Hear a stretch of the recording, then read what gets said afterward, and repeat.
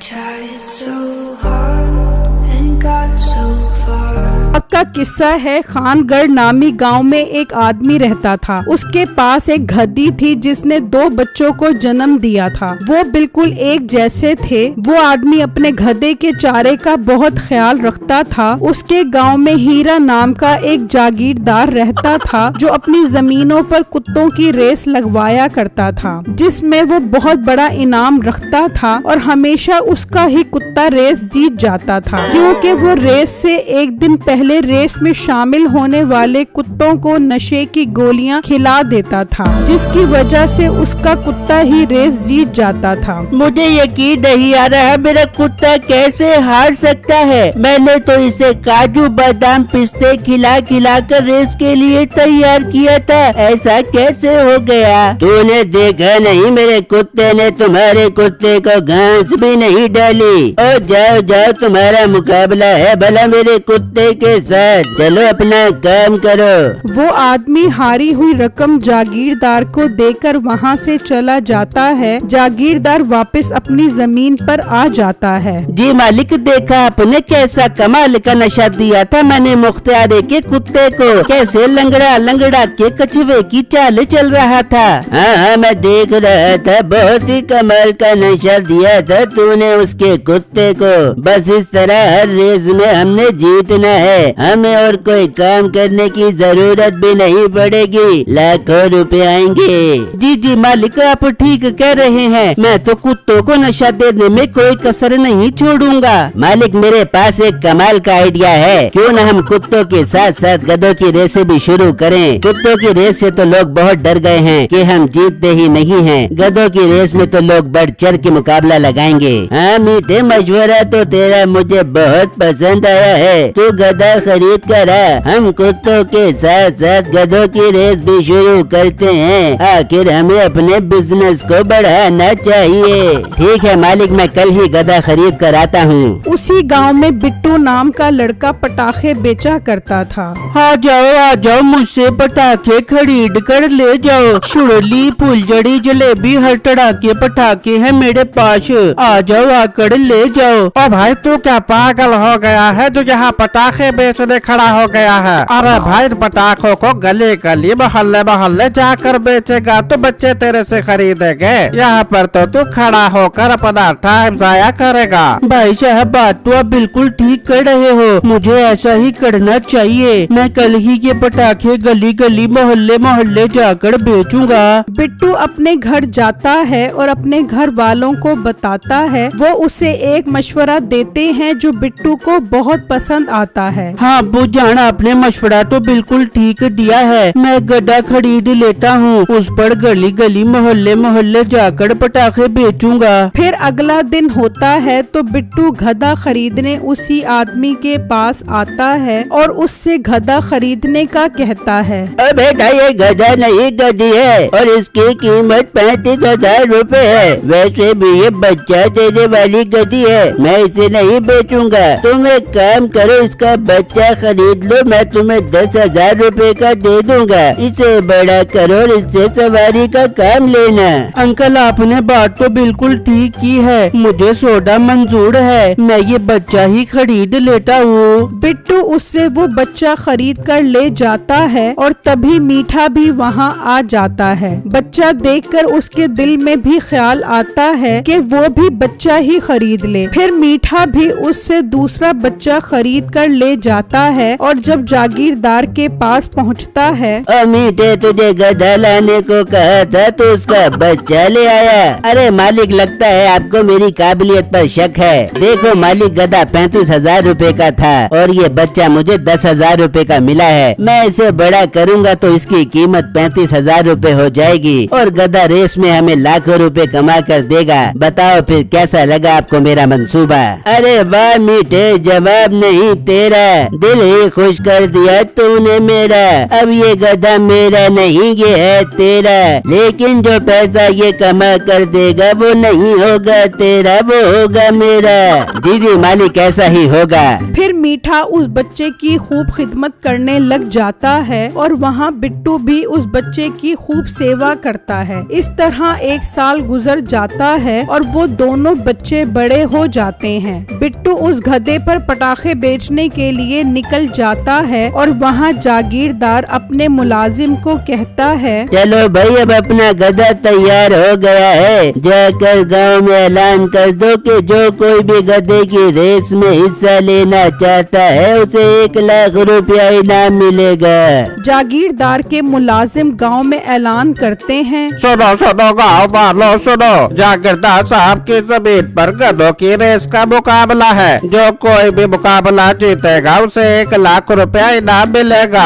बिट्टू ये ऐलान सुन लेता है। अरे वाह, किस्मत मेरे ऊपर कैसे मेहरबान हो गई। आज ही मेरे गड्ढे को रेस का मुकाबला भी मिल गया। मैं अभी जागीरदार साहब के पास जाता हूँ और उनको मुकाबले में हिस्सा लेने का कहता हूँ। बिट्टू उस जागीरदार के पास पहुँचता है और उसे मुकाबले में हिस्सा लेने का कहता है। हाँ, क्यों नहीं लड़के, तुम बिल्कुल मुकाबले में हिस्सा ले सकते हो। लेकिन अगर तुम हार गए तो उल्टा तुम्हें 1 लाख रुपया देना पड़ेगा। अरे जागीरदार साहब, मेरा गधा कोई आम गधा नहीं है, ये मुकाबला जरूर जीतेगा। फिर ठीक है, हमारा मुकाबला तय हो गया। कल तुम अपना गधा लेकर आ जाना। ठीक है जागीरदार साहब, मैं कल अपना गधा लेकर आ जाऊंगा।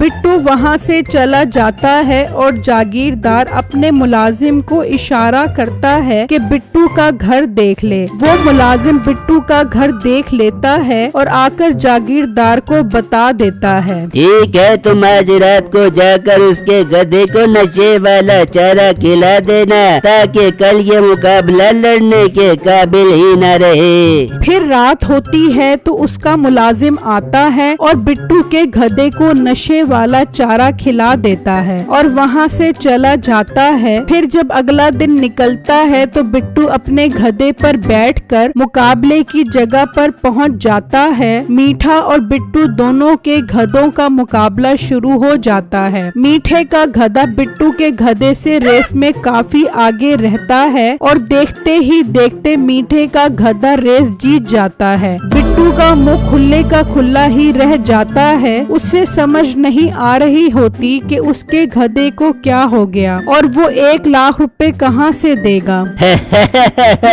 बड़ा तू मेरे साथ मुकाबला करने आया था, 1 लाख रुपया तू हार गया है। चल शाबाश, पैसे निकल। भाई साहब, मैं बहुत गरीब आदमी हूँ, मेरे पास तो इस गड्ढे के अलावा 1 रुपया भी नहीं है। फिर मुकाबला क्यों लगाया तूने? मालिक, इसके पास पैसे नहीं है तो आप इसका गधा ले लो, 35,000 रुपए का बिकेगा। ना भाई, ऐसा ना करो, ये गड्ढा मेरी रोजी रोटी का जरिया है, मुझसे ये गड्ढा ना लो। मैं आपको आपके सारे पैसे बहुत जल्दी लौटा दूंगा। अपना मुंह बंद कर, चल उतर गधे से। वो बिट्टू से गधा लेकर उसे जलील करके भगा देते हैं। बिट्टू को बहुत दुख होता है।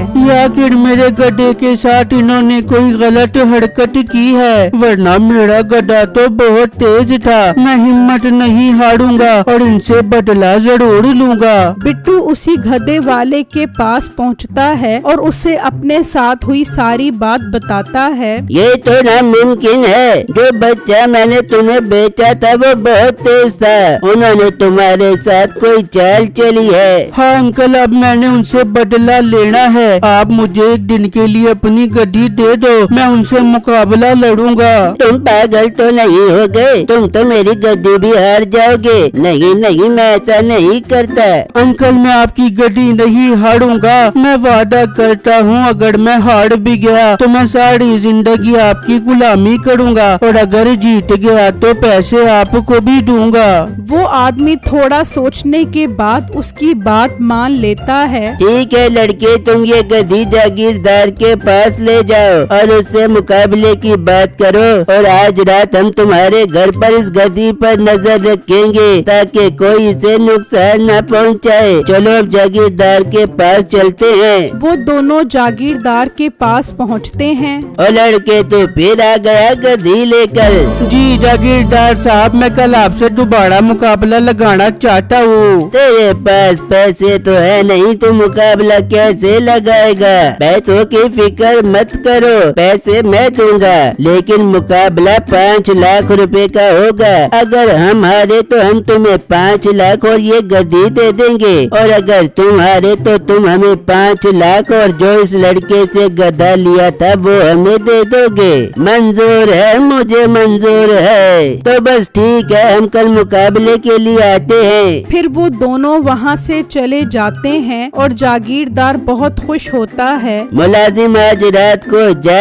और उसकी गद्दी को काफी सारा नशे वाला चारा खिला ताकि कल हम 5 लाख और उसकी गद्दी जीत जाएं। ठीक है मालिक, आप फिक्र ही मत करो, मैं भर भर के उस गद्दी को नशे वाला चारा खिला कर आऊँगा। फिर जब रात होती है तो बिट्टू और वो आदमी छुपकर पहरा दे रहे होते हैं कि अचानक वो देखते हैं कि जागीरदार का मुलाजिम आ रहा है। वो दोनों काफी हैरान होते हैं। वो उस गधी को चारा खिलाने लग जाता है। चल शाबाशी, ये नशे वाला चारा खा ताकि कल तू रेस हार जाए और मालिक तुझे और 5 लाख रुपए जीत जाए। वो दोनों ये सब देखकर हैरान रह जाते हैं और उन्हें समझ आ जाती है कि जागीरदार रेस जीतने के लिए ऐसी ही चालें चलता है। और मुलाजिम चला जाता है और वो दोनों गधी के पास आ जाते हैं। बेटू, अब हम कल मुकाबला नहीं लड़ सकते, वो इसे नशे वाला चारा खिला गया है, हम हार जाएंगे। नहीं अंकल, मुकाबला तो हम कल ही लड़ेंगे और मैं कल ही आपको मुकाबला जीत कर दिखाऊंगा। इन्होंने हमारे साथ बेईमानी की है, अब कल मैं इनको ऐसा मजा चखाऊंगा कि ये याद करेंगे। क्या करोगे तुम? अंकल आप इस चीज को छोड़ो, बस कल मेरा कमाल देखो। फिर अगला दिन निकलता है और बिट्टू मुकाबले वाली जगह पर पहुंच जाता है। मुकाबला शुरू होता है तो मीठे का गधा बिट्टू की गधी से काफी आगे निकल जाता है। मीठा और जागीरदार बहुत खुश होते हैं और गधी का मालिक बहुत परेशान। तभी बिट्टू की गधी रुक जाती है। उसके मालिक के दिल की धड़कनें बहुत तेज हो जाती हैं। बिट्टू उतरकर उसकी दुम पर पटाखे बांध देता है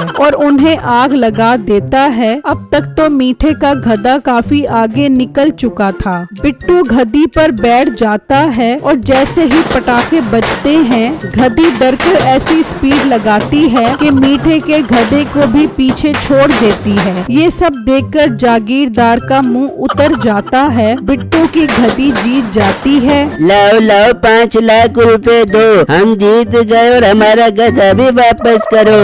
जागीरदार हक्का बक्का उसे 5 लाख रुपए दे देता है और वो खुशी खुशी अपना गधा और गधी लेकर चले जाते हैं। मीठे, हम लुट गए, हम बर्बाद हो गए। और तूने इसे नशा दिया था या खारिज करने वाली दवाई जो उसकी स्पीड ही कम नहीं हुई। अब जागीरदार के पास पछतावे के सिवा कुछ नहीं था और अब वो 2 नंबरी से भी तौबा कर लेता है।